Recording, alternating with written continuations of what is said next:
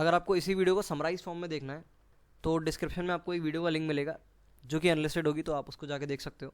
वहाँ पर मैंने यही सवाल फास्ट फॉरवर्ड में एक्सप्लेन किया है। डिफरेंस क्या है भाई? सिंपली यहाँ पे मैंने चीज़ें बहुत ज़्यादा बेसिक तरह से एक्सप्लेन की हैं और एक्सट्रैक्ट थोड़ा ज़्यादा मिलेगा इस वीडियो में। वो वीडियोस बनने के लिए जो डिस्क्रिप्शन में आपको लिंक मिलेगा जिसके पास ज़्यादा टाइम नहीं है और उसे से सवाल से मतलब है, या बोलूँ सवाल के सॉल्यूशन से, ना कि उसके सारे एक्सट्रैक्ट से। तो शुरू करते हैं। So here we have the question. आपको एक इंटीग्रल दे रखा है जो कि ए पर डिपेंड कर रहा है और ये कुछ इस तरह से इंटीग्रेशन ऑफ 0 से 2 पाई cos x multiplied by cos 2x multiplied by cos 3x, और ये इस तरह से कंटिन्यू हो रहा है cos ax तक। ठीक है, इंटीग्रेट करें dx के रिस्पेक्ट में। आपको ए की ऐसी वैल्यूज बतानी है जिसपे आपका आई ए जो है वो 0 के बराबर नहीं है, और आपकी जो वैल्यूज आएंगी वो इस तरह की होनी चाहिए कि ए जो है आपका 1 से 10 के बीच में, including 1 and 10 obviously as written over here. तो सबसे पहले यार सवाल को ढंग से देखते हैं। एक इंटीग्रल जो कि ए पर डिपेंड कर रहा है और ये लोग ए की ऐसी वैल्यूज पूछ रहे हैं जिस पर ये 0 नहीं है। इसका मतलब काफ़ी ऐसी वैल्यूज आने वाली जिस पर ये 0 है। ये इंटीग्रल ए की काफ़ी वैल्यूज़ के लिए 0 है। एक मिनट पहले मैं ए की वैल्यू 1 डाल के चेक करता हूँ। तो ए की वैल्यू 1 डालूंगा तो मेरे पास सिंपली इतना आएगा, इंटीग्रेशन ऑफ cos x 0 से 2 पाई। तो इसका अगर आप इंटीग्रल चेक करोगे तो यहाँ पर जो है इसका इंटीग्रल तो 0 के बराबर ही आ रहा है, क्योंकि ये एरिया जो है अगर आप सारे ऐड कर दोगे तो 0 बन रहा है। बाकी स्टैंडर्ड तरह से इंटीग्रल कर लो, sin x निकल के आएगा, 0 2 पाई लिमिट रखोगे तो 0 ही आएगा। तो भाई ये तो निकल गया हाथ से। एक काम करते हैं, इस बार ए की वैल्यू जो है 2 डाल के देखते हैं भाई। तो साथ में ये और ऐड हो जाएगा भाई अपना cos ऑफ 2x। अब इसको हम कैसे करें इंटीग्रेट? अब जिसके दिमाग में ये नहीं आ रहा कि इसको कैसे इंटीग्रेट करें, यार आपके बेसिक्स कमज़ोर है तो उन्हें सही करने की ज़रूरत है, क्योंकि इसका इंटीग्रल बहुत ज़्यादा आसान है। अगर आप जेई मेंस और एडवांस जैसे एग्ज़ामों की तैयारी कर रहे हो तो ये हो जाना चाहिए, क्योंकि ये सवाल इससे बहुत ऊपर का होने वाला है। तो हमारी एक प्रॉपर्टी होती थी cos c plus cos d is equals to, तो जिसको फॉर्मूला याद नहीं है वो आज याद कर ले। हमारा cos c plus cos d बराबर होता है 2 multiplied by c plus D by 2 multiplied by cos c minus D by 2। तो इसको यार याद रख लें, पत्थर की लकीर है, मतलब काफ़ी ज़्यादा रिपीट होती है चीज़। तो अगर थोड़ा ध्यान से देखोगे तो यहाँ पर हमारा 2 कोसाइंस का प्रोडक्ट है और यहाँ पर 2 का एडिशन है। तो हमें अपने फॉर्मूले में जो है प्रोडक्ट दे रखा है, इस प्रोडक्ट को हम एडिशन में कन्वर्ट कर सकते हैं। एक चीज़ का अंतर है भाई, यहाँ पर एक 2 है और हमारा यहाँ पर 2 नहीं है, तो 2 को दे देते हैं यहाँ पे मल्टीप्लाई में और डिवाइड में भी। अब यहाँ से हम थोड़ा कन्वर्जन करने की करते हैं कोशिश, तो ये सिंपली आपका कन्वर्ट हो जाएगा cos of 3x plus cos of x।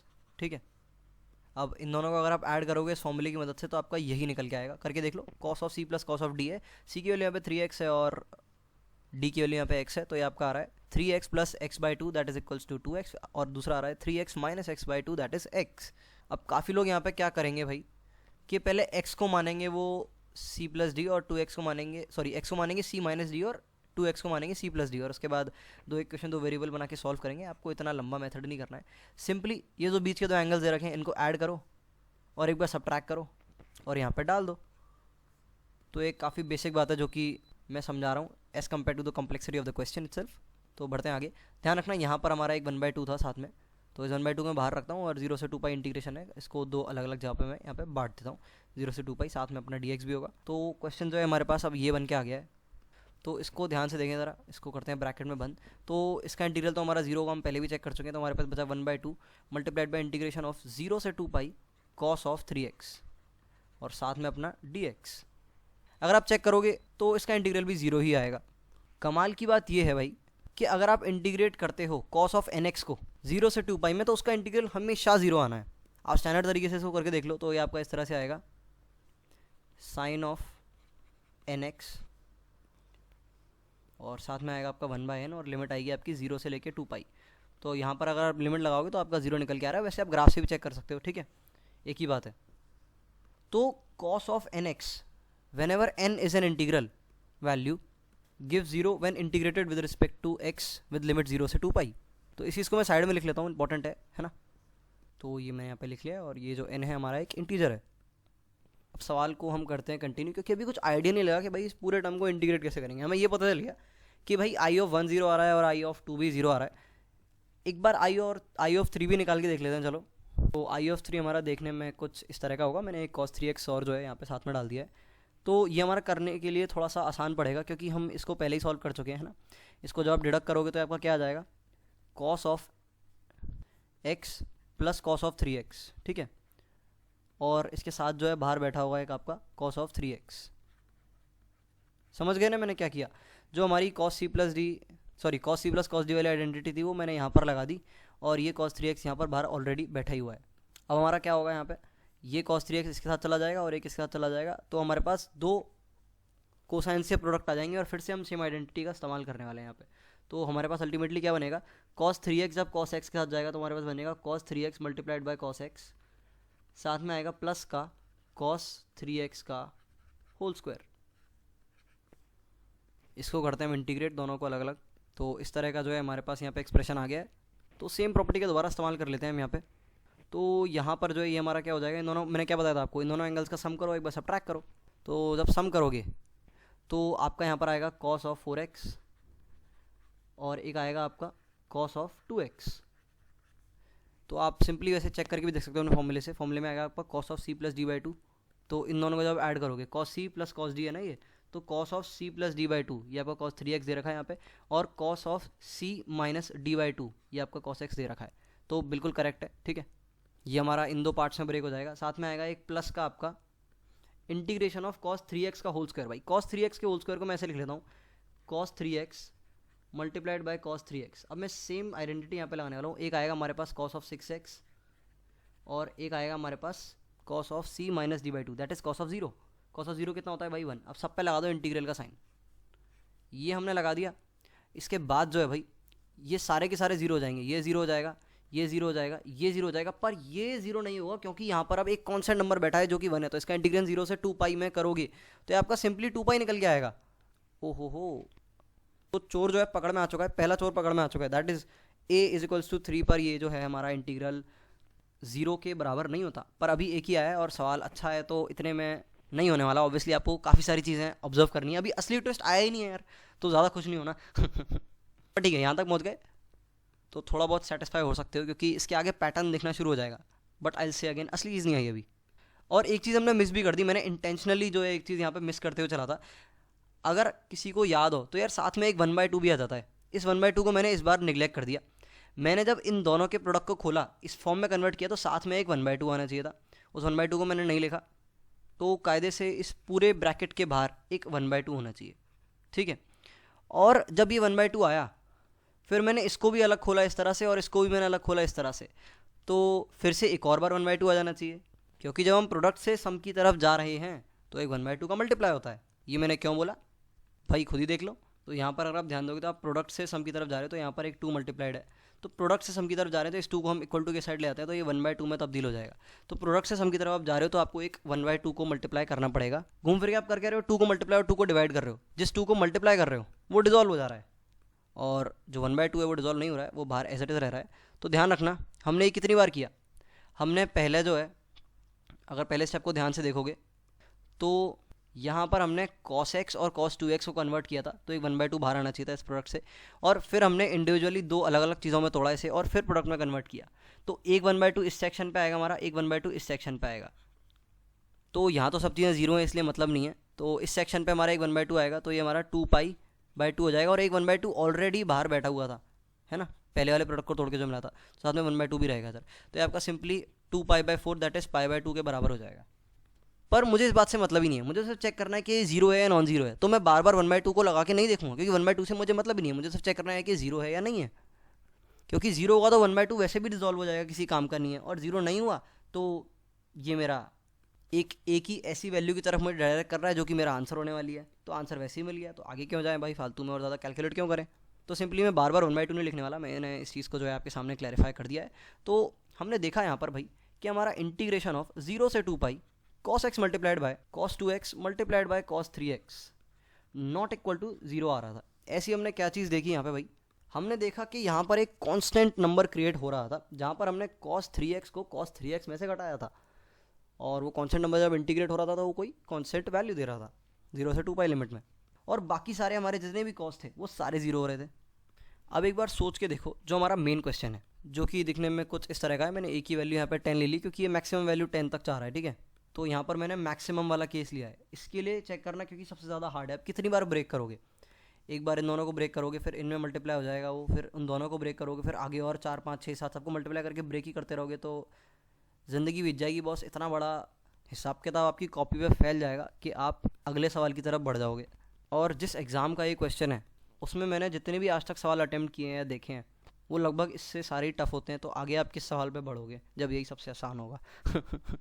काफ़ी लोग बोल रहे होंगे ऐसा कौन सा एग्ज़ाम है, डिस्क्रिप्शन में जाके देख लेना, मैं सारे सोर्सेज दे देता हूँ, ठीक है। ऑब्वियसली सवाल मैंने नहीं बनाया। तो हमें कुछ स्मार्ट वे चाहिए, हमें कोई टेक्निक चाहिए, इस चीज़ को अलग तरह से देखना पड़ेगा, वरना अपना काम नहीं बनने वाला boss. That's what a good question is all about. देखने का एक अलग तरीका। हमने चेक किया cos x, cos 2x, cos 3x के लिए।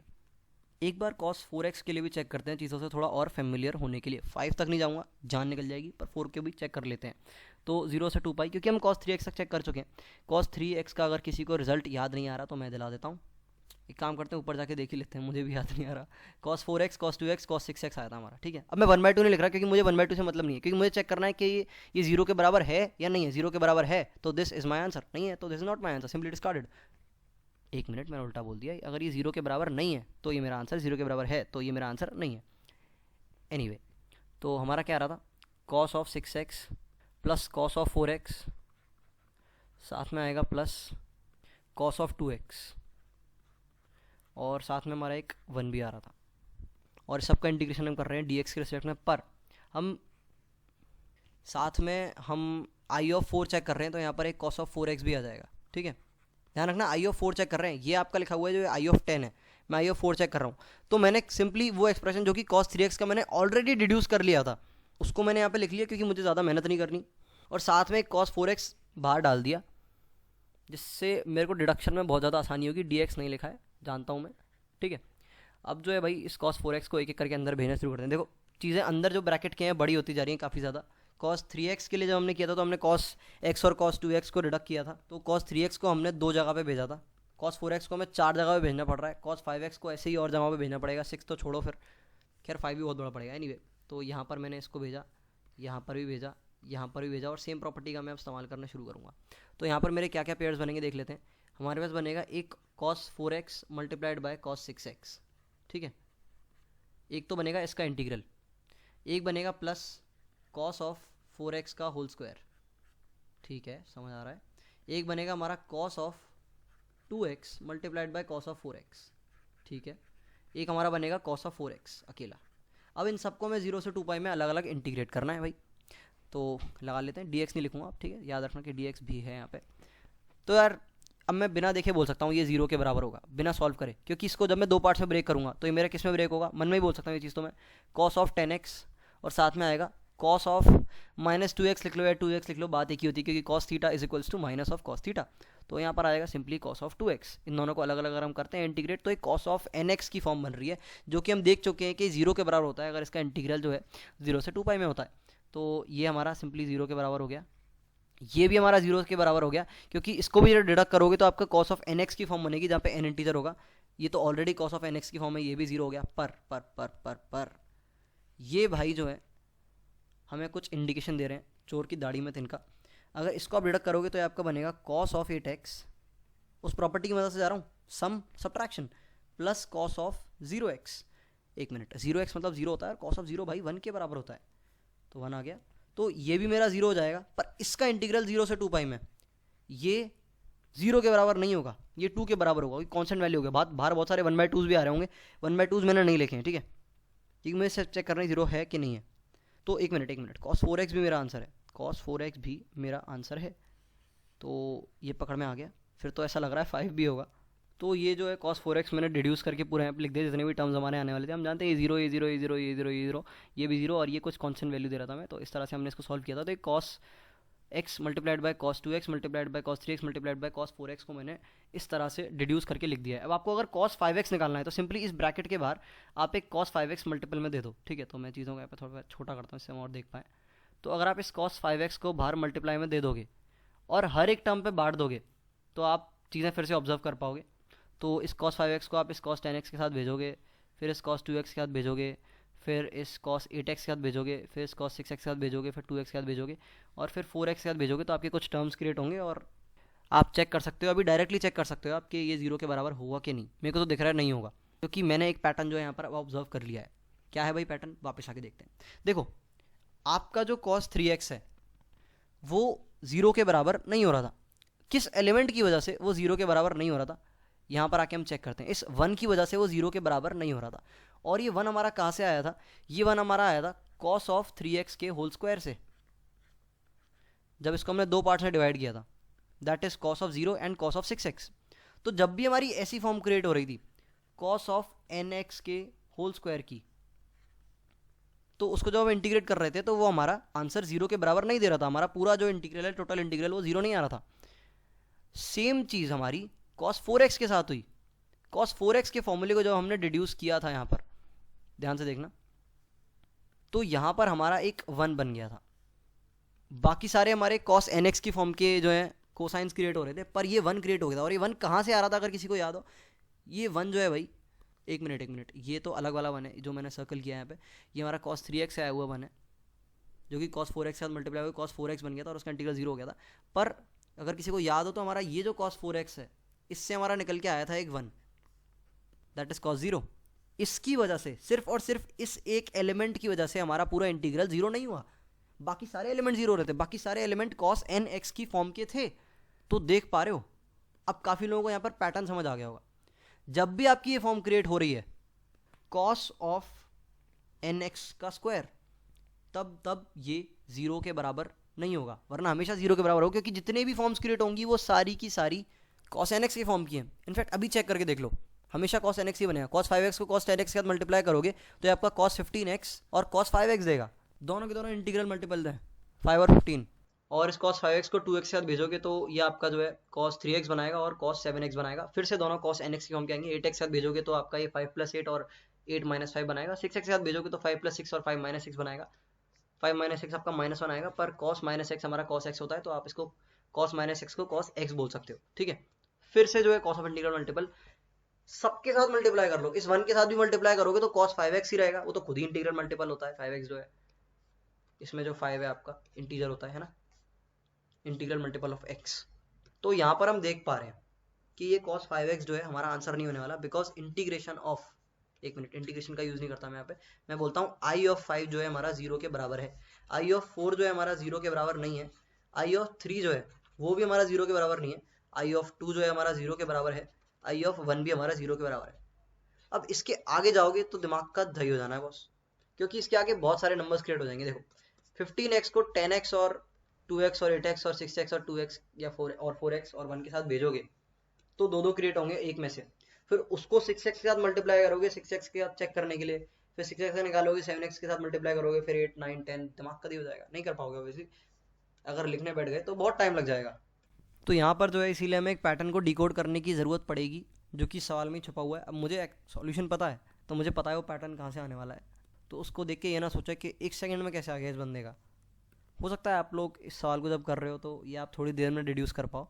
तो मैं शुरू करता हूँ चीज़ों को ऑब्जर्व करना। तो बेसिक एलिमेंट क्या था हमारा, cos 4x और cos 3x जो है हमारे 0 के बराबर नहीं आ रहे, क्योंकि cos 4x में हमारा क्रिएट हो रहा है एक cos 0 that is equal to 1, और cos 3x में भी हमारी सेम चीज़ हो रही है, हमने देख लिया। पर ये जो एलिमेंट हमारा क्रिएट हो रहा है जिसकी वजह से ये पूरा इंटीग्रल 0 के बराबर नहीं हो रहा है, इस एलिमेंट पर अगर हम थोड़ा सा और जाके देखें तो हमें एक और चीज़ जानने को मिलेगी। वो क्या चीज़ है आइए देखते हैं। तो मैं शुरू से लेके चलने वाला हूँ चीज़ों को दोबारा। हमको दे रखा था integration cos of x, cos of 2x, cos of 3x। मैं सीधा अब उस एलिमेंट पे जाके हिट करने वाला हूँ, जो कि ऐसा एलिमेंट है जिसकी वजह से जो है चीज़ें यहाँ पर 0 के बराबर नहीं हो पा रही थी, ठीक है। तो हमने क्या किया, इन दोनों को पहले डिडक्ट किया, तो यहाँ से हमारा निकल के आया cos ऑफ x + 2x, ठीक है, ये निकल के आया था। फिर उस cos ऑफ x + 2x को हमने इस cos 3x के साथ मल्टीप्लाई किया और डिडक्ट करा, और हमारा निकल के आया cos of x + 2x - 3x that is cos of 0, ठीक है। तो इस चीज़ को ध्यान से रखना दिमाग में, जो यहाँ पर लिखा हुआ है cos of x + 2x - 3x। आपके और भी cos के टर्म्स निकल के आए थे, अगर आप थोड़ा ध्यान से देखोगे तो वो बाकी सारे टर्म्स किस फॉर्म के थे, वो आपके x ± 2x ± 3x की फॉर्म के थे। ये मैंने क्या बोल दिया, ये सवाल का बहुत ज़्यादा एक इंपॉर्टेंट पार्ट है, इसको ध्यान से सुनना। आप इतनी देर से यही तो कर रहे हो, एक इंटीजर को दूसरे इंटीजर में ऐड कर रहे हो, सबट्रैक्ट कर रहे हो। इस चीज़ को थोड़ा ब्रीफ में समझते हैं। हमको दे रखा है यहाँ पे cos ऑफ 2x और साथ में cos ऑफ x और साथ में cos ऑफ 3x। तो बेसिकली आपने पहले ऑपरेशन में क्या किया था, आपने इस x और 2x को जो है ऐड किया था और सबट्रैक्ट किया था। तो यहाँ पर मैंने प्लस माइनस लिख दिया, दोनों केस कवर होगा, यहाँ पर ऐड किया और सबट्रैक्ट किया। फिर आपके जो दो केसेस निकल के आए, उन दोनों केसेस में हर एक केस में आपने 3x को ऐड किया और सबट्रैक्ट किया। तो आपने 3x को हर एक केस में भेजा था, अगर याद आ रहा हो तो। तो बेसिकली हम इतनी देर से यही मैनिपुलेशन खेल रहे हैं, x plus minus 2x plus minus 3x, इसके जितने भी रिजल्ट हमारे निकल के आएंगे वही हमारे कॉस के मल्टीपल्स होंगे, सॉरी कॉस की फॉर्म्स होंगी, कॉस nx की फॉर्म्स, जिसमें n हमारा इंटीजर होगा। बस n जीरो नहीं होना चाहिए, ध्यान रखना, n जीरो हो गया तो आपका कॉस जीरो बन जाएगा, जो कि हमारे सवाल के आंसर में तब्दील कर देगा।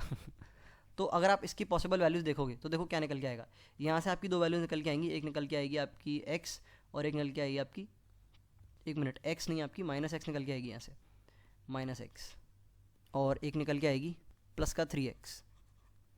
अब ये जो दो अलग अलग वैल्यूज़ आपकी निकल के आई हैं, इसके करस्पॉन्डिंग आपके प्लस माइनस 3x इन दोनों के साथ करोगे तो आपकी और दो अलग अलग वैल्यू निकल के आएंगी।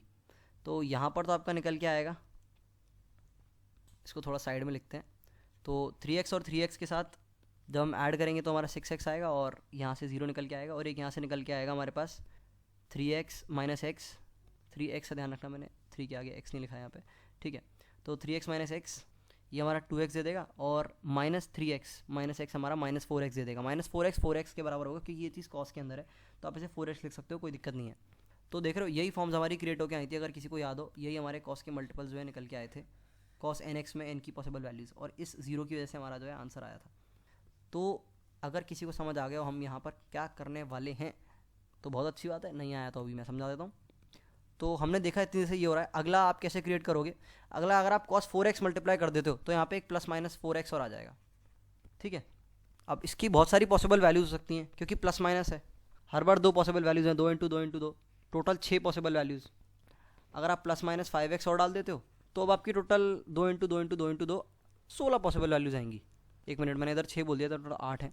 तो यहाँ पर आपके पास टोटल प्लस और माइनस को मैनिपुलेट करने के 16 पॉसिबल वेरिएशंस होंगे, ठीक है। तो टोटल 16 वैल्यूज़। अब 16 वैल्यूज़ ऑब्वियसली लिखोगे तो दिमाग ख़राब हो जाएगा, और साथ में अगर आगे प्लस 6x ऐड कर दोगे तो फिर 16 में 2 32, फिर 32 में 2 ऐड कर मल्टीप्लाई कर दोगे तो 64।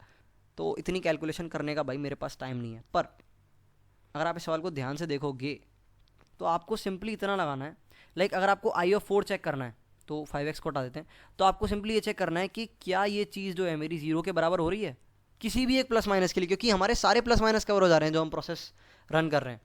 अगर आपको cos 5x की बात करनी है तो मतलब आई ऑफ 5 की बात करनी है तो आप यहाँ पे प्लस माइनस 5x जो है ऐड कर दोगे, और आपको चेक करना है कि क्या किसी प्लस माइनस के लिए ये आपका 0 के बराबर है या नहीं है। अगर मैं बात करता हूँ 6x के लिए, आई ऑफ 6, तो साथ में 6x भी आ जाएगा। आपको चेक करना है प्लस माइनस की किसी पर्टिकुलर वैल्यू के लिए आपका 0 के बराबर है या नहीं। अगर 0 के बराबर आ रहा है तो आपका आंसर ये है। एक मिनट, 0 के बराबर नहीं आ रहा तो आंसर नहीं है, क्योंकि 0 के बराबर आ गया तो ये चीज़ कॉस के अंदर है, ध्यान रखना, ये चीज़ आपकी पूरी कॉस के अंदर है।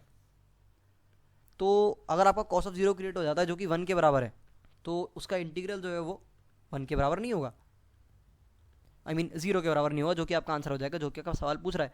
तो बेसिकली कॉस के अंदर क्या है मुझे इससे मतलब है, और मैंने इसको इस तरह से रिड्यूस कर लिया है कि मुझे सिर्फ इतना बताना है कि जिस आई के लिए मैं चेक कर रहा हूँ, अगर मैं आई की ऑफ 7 के लिए चेक कर रहा हूँ तो मुझे सिर्फ ये चेक करना है कि ये जो मेरी वैल्यू है ये किसी particular arrangement of plus minus के लिए 0 के बराबर आ रही है, तो भाई this is my answer, otherwise it is not my answer. तो ये हम अपने एक और एग्जाम्पल के लिए चेक करने वाले हैं, जो कि हमारा था कॉस ऑफ 4x, ठीक है। तो यहाँ पर मैं कॉस ऑफ 4x भी साथ में डाल दे रहा हूँ, सॉरी आई ऑफ 4 की बात कर रहा हूँ मैं, ठीक है। साथ में इसमें cos ऑफ 4x भी था आपका, 0 से 2 पाई इसका इंटीग्रेशन। अगर इसको आप चेक करोगे कि यहाँ पर चीज़ें किस तरह से हमारी कंस्ट्रक्ट हो रही थी, तो आपको देखने को मिलेगा ये जो कि मैं आपको दिखा रहा हूँ। तो हमने क्या है, इस x और 2x को ऐड किया और सबट्रैक्ट किया था। तो आप डायरेक्ट एक एक करके जाके देख सकते हो, क्योंकि हम इसको पूरा डिडक्टेड वे में जो है एक्सपैंड करके सॉल्व कर चुके हैं, क्योंकि मुझे तो डायरेक्ट याद है। तो हमने जब इस x और 2x सबट्रैक्ट किया था तो हमारा बना था cos of x minus 2x, ठीक है। और जब हमने इसको खोला था cos of x minus 2x को हमने cos 3x के साथ मिलाया था, तो हमारा ऐड भी होगा सबट्रैक्ट भी होगा। तो सबट्रैक्ट वाला लेंगे हम cos of x minus 2x minus 3x, ठीक है। और फिर हमने जब इसको इस cos ऑफ 4x के साथ ऐड किया था, अब ऐड ही करेंगे ना, क्योंकि यहाँ पर देखो आपका माइनस 4x क्रिएट हो रहा है, तो हमारा यहाँ से निकल के आया था cos of x minus 2x minus 3x, और साथ में आएगा आपका माइनस 4x। तो ये हमारी प्रोसेस थी जिससे कि हमारा यहाँ पर cos 0 क्रिएट हुआ था, जिसके थ्रू हमारा जो है आंसर निकल के आया था। दैट इज़ कि ये इंटीग्रल हमारा 0 नहीं आया था, यहाँ पर हमारा 1 क्रिएट हो गया था। तो यहाँ पर हमारा क्या था, पेन ले लेते हैं बेटर थोड़ा। तो यहाँ पर जो है भाई हमारा 1 प्लस 2 माइनस 3 आया था, और यहाँ पर था हमारा 1 माइनस 2 माइनस 3 माइनस 4। तो ये दो पॉसिबल केसेस थे जिनकी वजह से ये जो है हमारा इंटीग्रल 0 के बराबर नहीं हो रहा था। अब बहुत सारी पॉसिबल वैल्यूज हो सकती हैं, लाइक cos 4x में जब आप अपने टर्म्स एक्सपैंड कर रहे थे, मैं दोबारा चीज़ों को रिवाइज करता हूँ, आपकी चीज़ें इस तरह से चली थी, x plus minus 2x plus minus 3x plus minus 4x। अब उसमें ये पर्टिकुलर केस है जो कि रिस्पॉन्सिबल था आपके आंसर के लिए। तो यहाँ पर अब मैं जब लिख रहा हूँ x plus minus 2x plus minus 3x plus minus 4x, यहाँ पे x नहीं लिखूँ क्योंकि हमें सिर्फ 1 2 3 4 5 से मतलब है, ये 0 हो रहे हैं तो ऑब्वियसली साथ में x कॉमन ले रहा हूँ और हटा दे रहा हूँ क्योंकि x से मतलब नहीं है। कहना ये चाह रहा हूँ कि जब मैं लिख रहा हूँ x plus minus 2x plus minus 3x plus minus 4x plus minus 5x, तो मैं इसको सिंपली अगर ऐसे लिखूँ 1 plus minus 2 plus minus 3 plus minus 4 plus minus 5, और फिर चेक करूँ कि 0 के बराबर आ रहा है या नहीं आ रहा है, तो मेरी बात सेम ही रहेगी क्योंकि मैं x को यहाँ पर कॉमन लेके साइड रख चुका हूँ, क्योंकि मुझे सिर्फ इतना चेक करना है कि 0 आ रहा है कि नहीं आ रहा है। तो it's independent of x over here. तो चीज़ों को थोड़ा सिंप्लीफाई में वे में रख रहा हूँ मैं। तो यहाँ पर जो है ये हमारा था सवाल, इसको थोड़ा हम बेटर वे में रिप्रेजेंट करके लिखते हैं, थोड़ा बोल्ड कर देता हूँ। हाँ भाई, तो ये हमारे पॉसिबल केसेस थे सारे, उसमें से एक पर्टिकुलर केस जो कि हमारा ये वाला था, हमारा 0 क्रिएट कर रहा था। अब अगर आप एक एक करके अरेंजमेंट चेक करने लग जाओगे 6 7 8 के लिए तो आपका दिमाग ख़राब हो जाएगा। तो यहाँ पर अरेंजमेंट चेक करने की एक ट्रिक है। अब ध्यान से देखना हमारा सवाल कितना सा हो गया है। हमें इस एक्सप्रेशन को चेक करना है, 1 plus minus 2 plus minus 3 plus minus 4 plus minus 5, और ये हमारा n तक जा रहा है प्लस माइनस n। n की वैल्यू 1 से लेके 10 तक के लिए, 5 तक के लिए तो हम वैसे भी कर ही चुके हैं, तो मैं 6 से लेके 10 बोलता हूँ। 6 से लेके 10 तक के लिए चेक करना है कि किस वैल्यू के लिए ये 0 हो रहा है और किस वैल्यू के लिए ये 0 नहीं है। 10 के लिए कैसे चेक करोगे, आपका दिमाग गर्म हो जाएगा भाई। 10 के लिए कैसे चेक करोगे, तो मैं आपको बड़ी एक कमाल की चीज़ बताता हूँ, ठीक है। यहाँ पर हम थोड़ा सा इवन ऑड खेलने वाले हैं।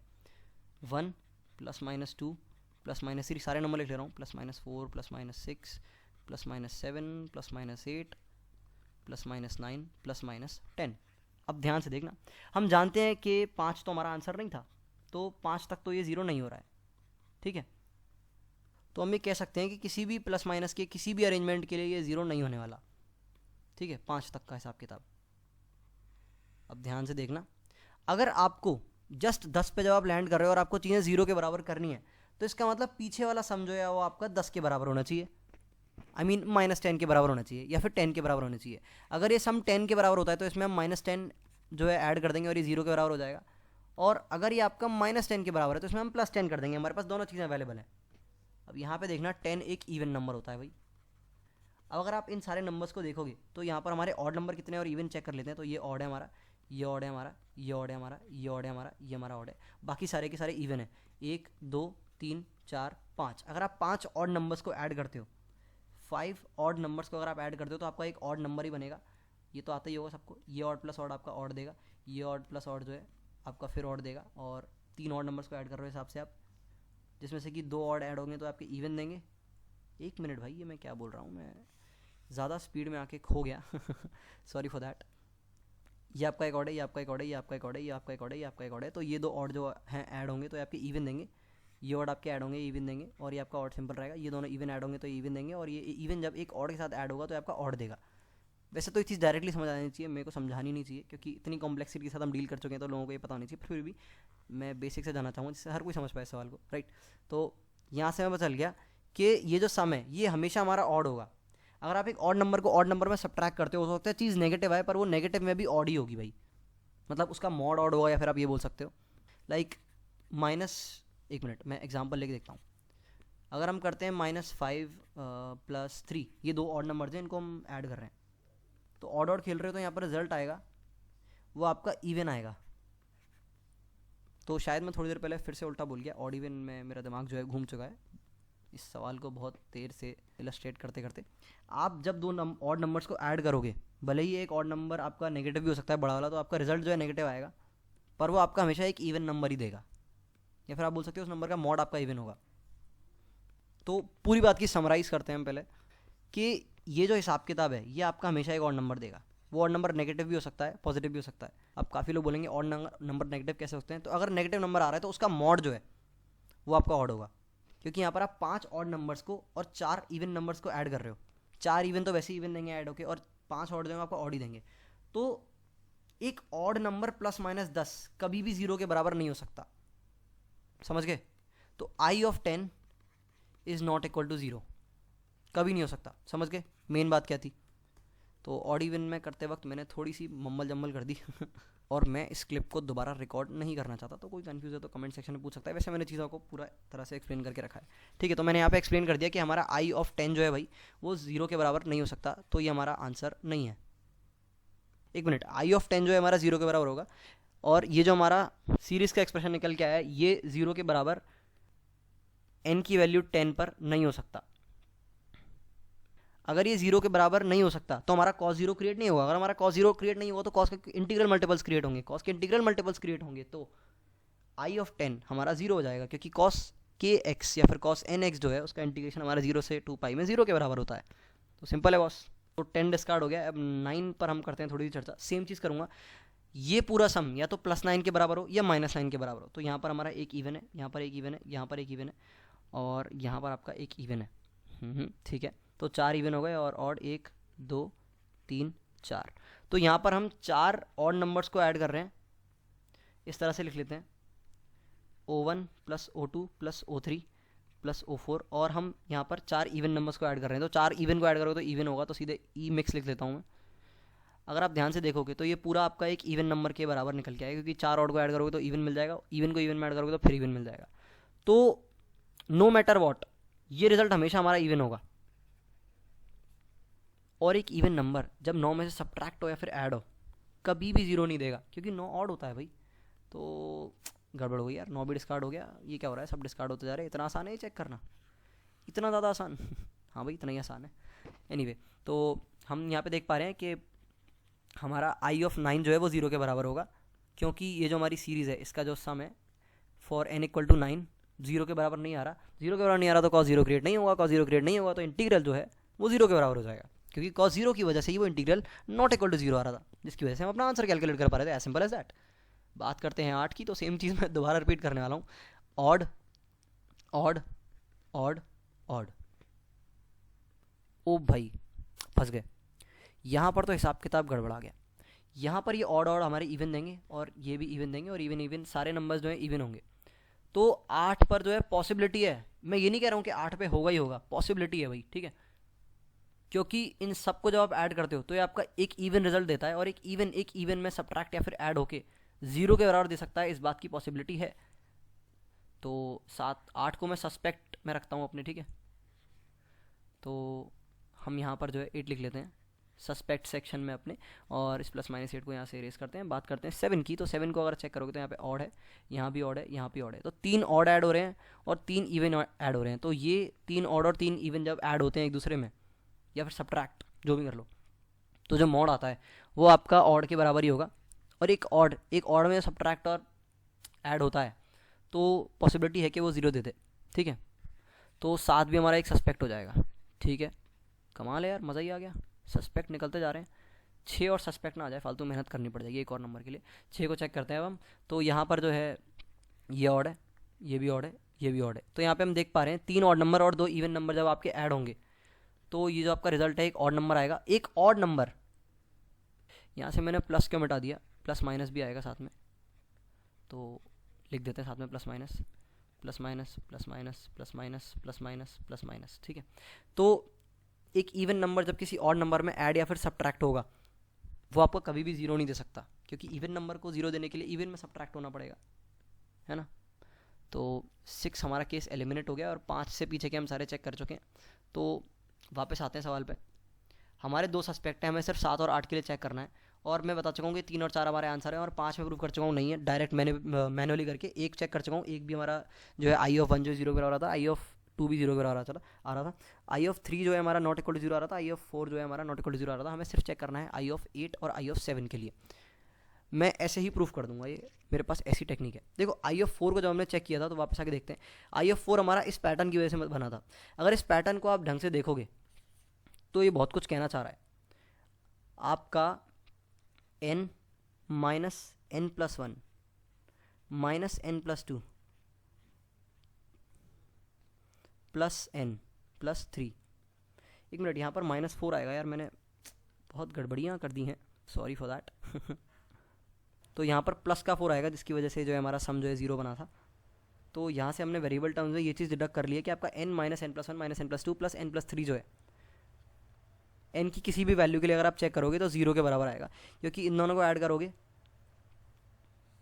और इन दोनों को ऐड करोगे तो एक दूसरे के अपोजिट्स आएंगे विद नेगेटिव साइन, है ना। ये आपका क्या निकल के आएगा, minus of 2n plus three, और ये आपका निकल के आएगा 2n प्लस थ्री। तो n की इस तरह की किसी भी पॉसिबल वैल्यूज़ के लिए आपका 0 ही निकल के आना है। यहाँ से जो है हमें बहुत ज़्यादा इंडिकेशन मिलती है, बहुत ही ज़्यादा इंडिकेशन मिलती है, क्योंकि अगर आप cos 8x को चेक करो, ठीक है, तो आप अगर चीज़ों को इस तरह लेके आओ, x minus 2x minus 3x plus 4x, ये पेयर जो है ये मेरा 0 के बराबर बन गया। अब मैं अगले 4 के लिए चेक करूँ, या फिर मैं बोलूँ कि मैं इस एक्सप्रेशन में अगर n की वैल्यू 5 के बराबर डाल दूँ तो मेरा क्या बनेगा, 5x minus 6x minus 7x plus 8x।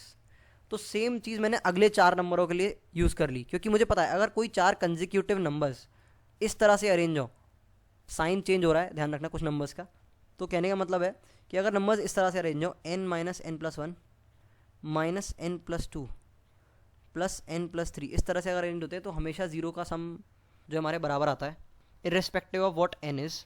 तो मैंने अगले 4 नंबर भी इसी पैटर्न में लिख दिए, तो हम देख पा रहे हैं कि ये भी 0 के बराबर होगा और हमारा ये भी 0 के बराबर होगा। तो ये हमारा सिंपली वही वाला केस है, आई ऑफ 8 वाला। तो हम यहाँ पे देख पा रहे हैं कि आई ऑफ 8 जो है उसमें हमारा कॉस ऑफ 0 क्रिएट हो सकता है, क्योंकि मैंने एक ऐसा पर्टिकुलर अरेंजमेंट ढूंढ निकाला कॉस ऑफ 4x से ही डिडक्ट करके, या फिर बोलूँ आई ऑफ 4 के एक्सप्रेशन से डिडक्ट करके मैंने आई ऑफ 8x के बारे में पता लगा लिया। तो यहाँ पर जो हमारा आई ऑफ 8 है वो नॉट इक्वल टू 0 होगा, यानी कि वो हमारा आंसर होगा। तो हमारा एक सस्पेक्ट जो है फर्स्ट होगा और वो हमारा आंसर है। आई ऑफ 7, एक हिंट देता हूँ जिससे आप खुद निकाल पाओ, थोड़ा सा खुद भी दिमाग चला पाओ। 3 प्लस 4 जो है वो हमारा 7 के बराबर होता है।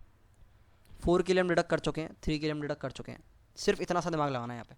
अब सोचो मैंने ये क्या बोला होगा, तो अगर कोई खुद दिमाग लगाना चाहता है इस सवाल में थोड़ा सा, तो इस चीज़ को चेक कर सकते हो, वरना मैं तो बता ही रहा हूँ, है ना।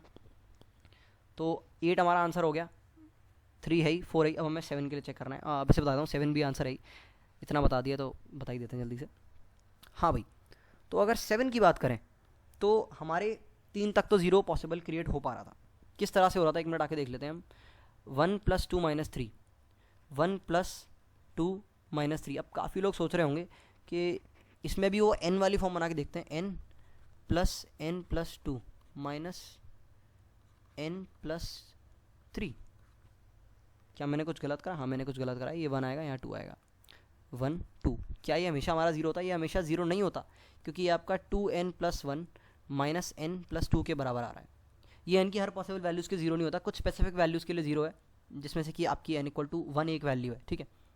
पर वो एक्सप्रेशन जो हमारा पहला वाला था, जो हमने 4 के लिए क्रिएट किया था, वो हर n की वैल्यू के लिए 0 था।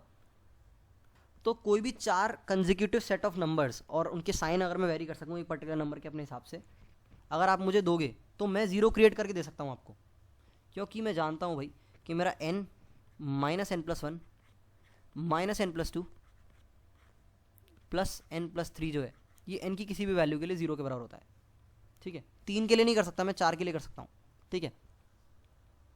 तो हर 4 के लिए कर सकता हूँ। तो अगर आप ध्यान से देखोगे तो 1 प्लस 2 माइनस 3, इसके बाद मैं अगर अपने अगले 4 नंबर लिखूँ, दैट इज़ 4, और उस पैटर्न में अरेंज करूँ नंबरों को, -5 -6 प्लस 7, तो ये तो मेरा 0 के बराबर है। और इस पर्टिकुलर पैटर्न को मैंने इस्तेमाल किया जो कि मेरा आई ऑफ 4 में मुझे मिला था 4 कंजिक्यूटिव नंबर्स के लिए, तो ये भी मेरा 0 के बराबर आ जाएगा। पहला नंबर, अगला नंबर कंजिक्यूटिव जो है सब्ट्रैक्ट करो, अगला फिर सब्ट्रैक्ट करो कंजिक्यूटिव वाला, अगला वाला ऐड करो। तो 4 और 7 जो है 11 के बराबर होता है, 5 और 6 भी 11 के बराबर होता है, एक दूसरे कट के 0 बना देंगे। तो सवाल हो चुका है सॉल्व। इतना लंबा सवाल मैंने आज तक नहीं कराया। खैर इसकी एक्सप्लेनेशन ज़्यादा है, मैं इस सवाल को मेरे ख्याल से 10 से 15 मिनट में एक्सप्लेन कर सकता हूँ, जो कि मैं शॉर्ट वीडियो में दूंगा। तो अगर किसी को शॉर्ट वीडियो, खैर अब तो खैर लॉन्ग खत्म हो गई, एंड में बोल रहा हूँ मैं, सब नहीं देख ली होगी, पर आप रिवीजन के लिए उस शॉर्ट वाली वीडियो को इस्तेमाल कर सकते हो। अगर आप बहुत सारे सवाल जो है मेरे देखने वाले हो आगे आने वाले टाइम में, तो एक बार अगर एक सवाल देख लिया तो आप रिवीजन के लिए, अगर आप कुछ भूल जाओ, क्योंकि मेरे हिसाब से सारे सवाल इंपॉर्टेंट है, तो आप उस सवाल को देख सकते हो रिवीजन के लिए शॉर्ट वाले को। तो यहाँ पे हमने देख लिया कि 7 भी हमारा क्वालिफाइड हो गया है। तो यहाँ से हमें क्या पता चला कि हमारा अगर हमारा कोई एक आंसर आ रहा है, अगर हमारा आई ऑफ के आंसर है, दैट इज आई ऑफ के अगर हमारा नॉट इक्वल टू 0 आ रहा है, तो आई ऑफ के प्लस 4 भी हमारा नॉट इक्वल टू 0 होगा। तो यहाँ पे हम देख पाएंगे कि हमारा आई ऑफ 3 नॉट इक्वल टू 0 था, तो आई ऑफ 7 भी यहाँ से हमें पता चल गया नॉट इक्वल टू 0 होगा। और आई ऑफ 4 जो है वो हमारा नॉट इक्वल टू 0 था, तो यहाँ से हमें पता चल गया कि आई ऑफ 8 जो है वो भी हमारा नॉट इक्वल टू 0 होगा।